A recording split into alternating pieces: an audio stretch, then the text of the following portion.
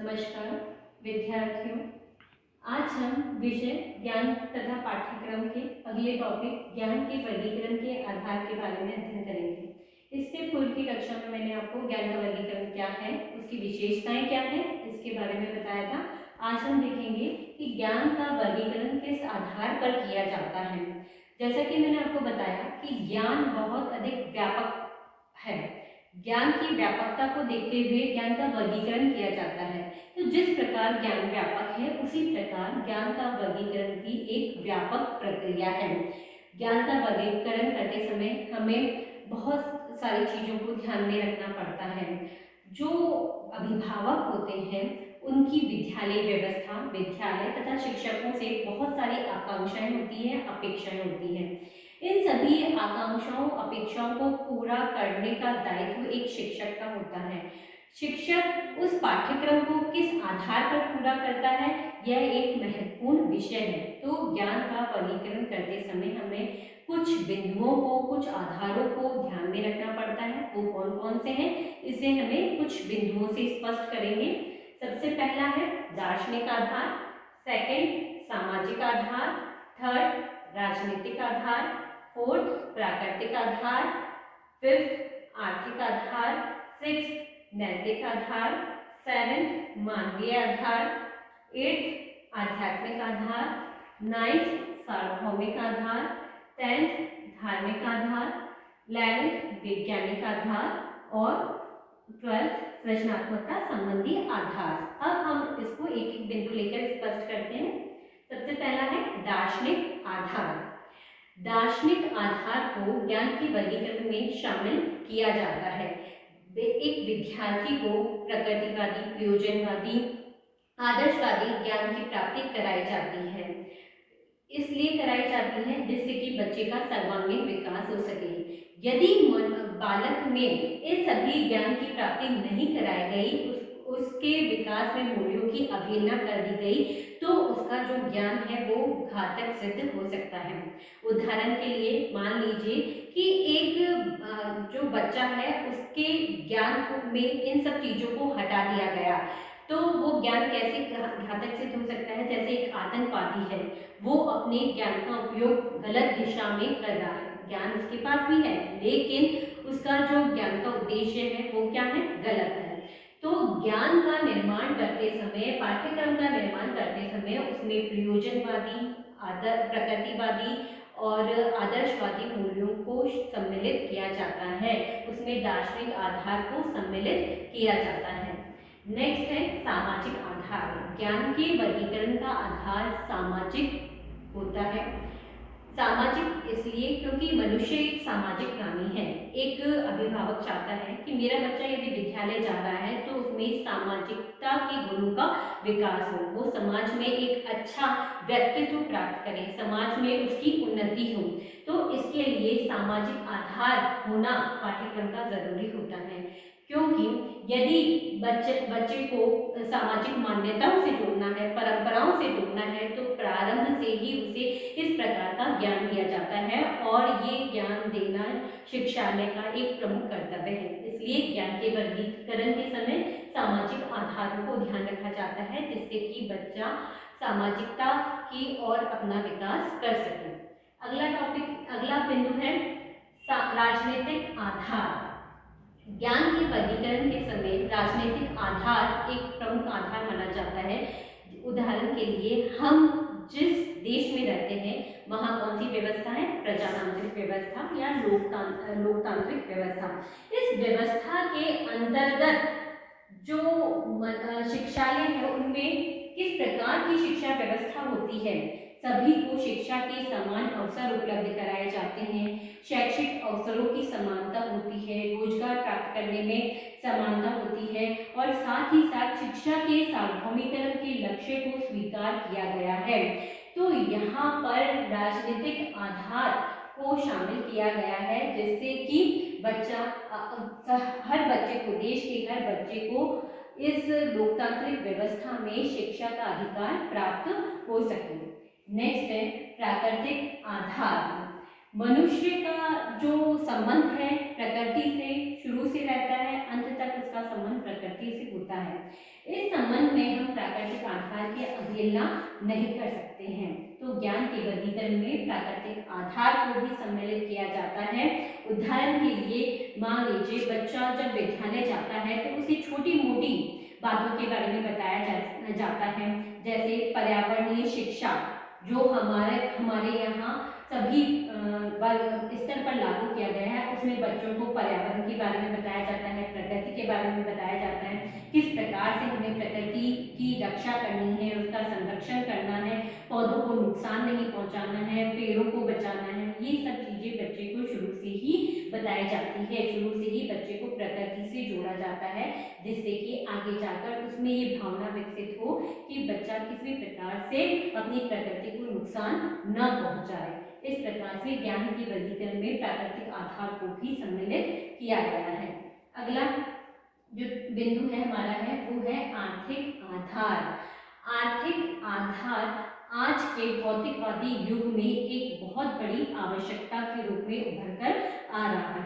तो जब बच्चा प्राथमिक स्तर पर ही विद्यालय जाता है तो उसे छोटे मोटे उद्योग धंधों के बारे में या छोटी मोटी जो चीजें हैं, नवीन चीजें हस्तकला के माध्यम से जो बनाई जाती है उसके बारे में बताया जाता है, जिससे उसका संबंध इस चीज से जोड़ा जाता है कि ये जो ज्ञान है वो आगे जाकर उसके रोजगार का साधन बन सकता है, उसे आर्थिक दृष्टि से सबल बना सकता है। इस प्रकार प्रारंभ से ही बच्चे में आर्थिक आधार को शामिल किया जाता है, जिससे कि बच्चा देश के आर्थिक विकास में, अर्थव्यवस्था के विकास में महत्वपूर्ण भूमिका निभा सके और उसके विकास को समझ सके। नेक्स्ट है नैतिक आधार। नैतिक आधार को ज्ञान के वर्गीकरण में शामिल करना बहुत ज्यादा जरूरी है। जैसे प्राचीन काल में हम देखते थे वहाँ नैतिकता तो बहुत थी लेकिन भ्रष्टाचार बिल्कुल नहीं था। लेकिन जो आज हम देखते हैं, आज के परिप्रेक्ष्य की जब हम बात करते हैं तो देखते हैं कि भ्रष्टाचार सब जगह है लेकिन नैतिकता नहीं है, शांति हमें कहीं नजर नहीं आती है आसपास के माहौल में। तो ऐसे समय में नैतिकवादी गुणों को सम्मिलित करना ज्ञान में एक बहुत बड़ी आवश्यकता है। इसीलिए ही ज्ञान के वर्गीकरण के समय नैतिक आधार को प्रमुख स्थान दिया जाता है।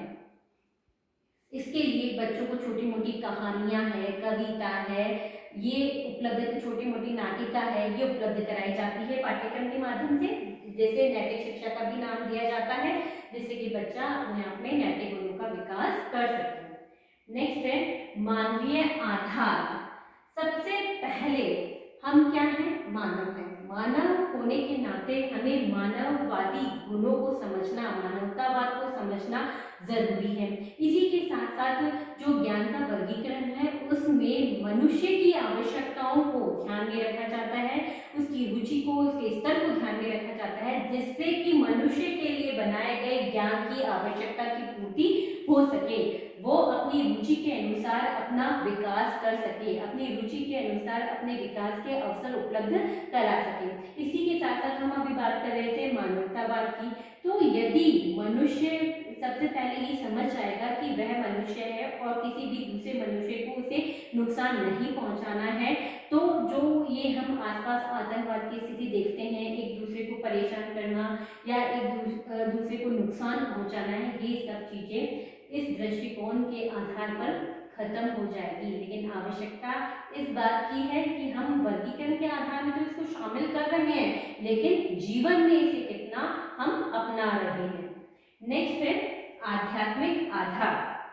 ज्ञान के वर्गीकरण का जो आधार है वो आध्यात्मिक आधार भी माना जाता है। आध्यात्मिक विकास की हम अवहेलना नहीं कर सकते हैं, क्योंकि हम आध्यात्मिकता को हमारे जीवन से नहीं हटा सकते हैं, ये भी हमारे विकास का एक हिस्सा ही है। इसके लिए मुख्य रूप से देखा जाता है कि स्कूलों में नैतिक शिक्षा है, विषय के रूप में पढ़ाई जाती है। इसी के साथ साथ बच्चों को योग शिक्षा भी दी जाती है।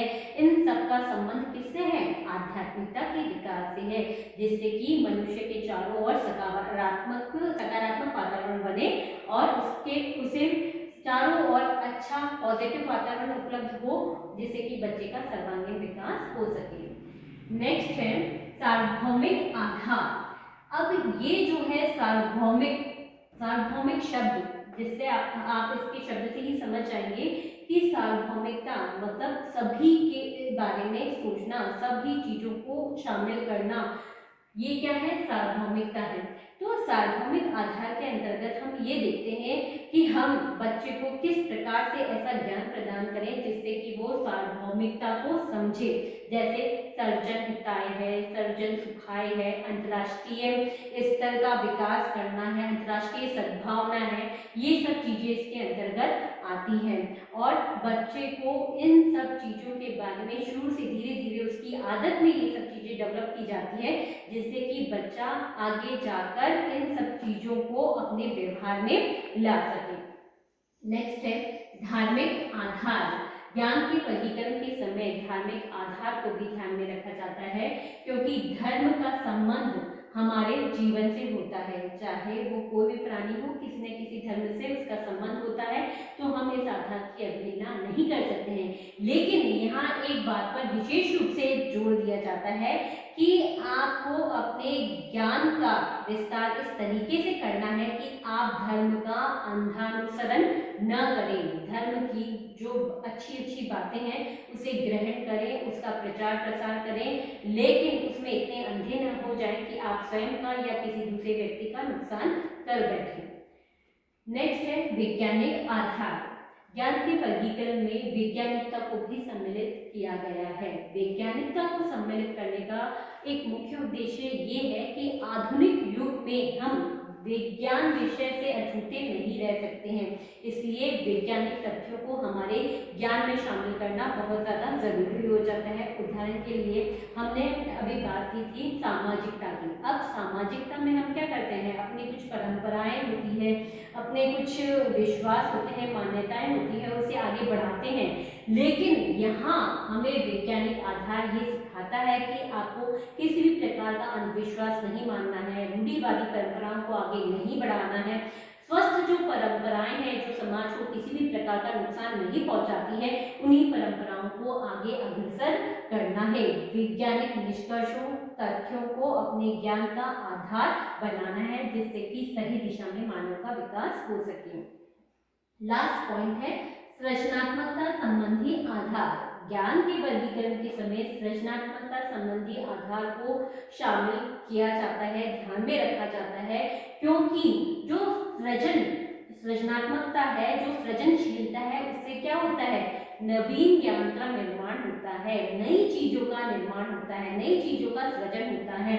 इसके लिए प्राथमिक स्तर पर उदाहरण के लिए मान लीजिए कि समाजोपयोगी उत्पादक कार्य है, उसमें क्या होता है, बच्चों को कुछ छोटी मोटी चीजें अपने हाथ से बनाना सिखाई जाती है, वो उन चीजों को बनाने में अपने जो समय है उसका सदुपयोग करते हैं, उससे एक नवीन जो वस्तु है उसका निर्माण करते हैं, उसका सृजन करते हैं। बच्चों को बीजारोपण के बारे में बता दिया जाता है, वृक्षारोपण के बारे में बता दिया जाता है, स्वच्छता है, उद्यान को किस तरीके से हमें संरक्षित रखना है, ये सब चीजें बच्चों को बताई जाती है। तो इसमें क्या हो रहा है, उसकी सृजनशीलता का विकास हो रहा है, उसे नए नए तथ्यों से जोड़कर अपने आसपास के वातावरण को अच्छा बनाने के लिए अग्रसर किया जा रहा है। तो ज्ञान के वर्गीकरण में सृजनात्मकता को भी ध्यान में रखा जाना चाहिए। इस प्रकार हमने देखा कि इन सभी चीजों के माध्यम से, इन सभी विषय वस्तुओं को ध्यान में रखकर जब हम ज्ञान का वर्गीकरण करते हैं तो बच्चे के सर्वांगीण विकास के लिए हमें सभी तरीके का ज्ञान उपलब्ध हो जाता है, क्योंकि सर्वांगीण विकास में सिर्फ हम एक चीज को ले लें या मानसिक विकास को ले लें, ये संभव नहीं है। सर्वांगीण विकास में हमें बच्चे का शारीरिक विकास, मानसिक विकास, नैतिक विकास, चारित्रिक विकास, सामाजिक विकास सभी को साथ में लेकर चलना है। तो जब हम ज्ञान का वर्गीकरण करते हैं तो इन सभी तथ्यों को हम ध्यान में रखेंगे, तभी बच्चे का हम सर्वांगीण विकास कर सकते हैं। धन्यवाद।